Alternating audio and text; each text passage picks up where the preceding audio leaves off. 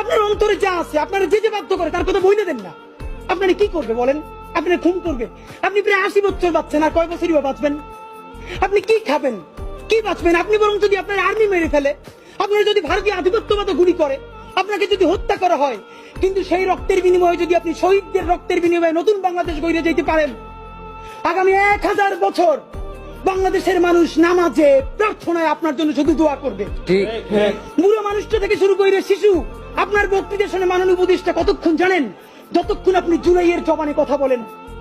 বাংলাদেশে গত 50 বছরে কোন রাষ্ট্রপ্রধানের 30 মিনিট 40 মিনিটের বক্তৃতা, রিক্সা চালক, ভ্যান চালক, সবজি বিক্রেতা, বিশ্ববিদ্যালয়ের প্রফেসর, ছাত্র জনতা আধা ঘন্টা বসে তার বক্তৃতা শুনে নজির নাই, যেটা আপনারটা হয়েছে। ঠিক। এটা কিন্তু আপনার চেহারা দেখে না। আপনি রাজনৈতিক দল করছিলেন, ফেরও করছেন, কিন্তু এইবার যে আপনার এই বাংলাদেশের পক্ষে হৃদয় নিংড়ে ভালোবাসা, আপনি যখন বক্তৃতা করেন আপনি আর্টিফিশিয়াল কিছু বলেন না, কিন্তু আপনি যখন ঘোষণাপত্র বললেন আপনার চেহারায় আর্টিফিশিয়াল ছাপ।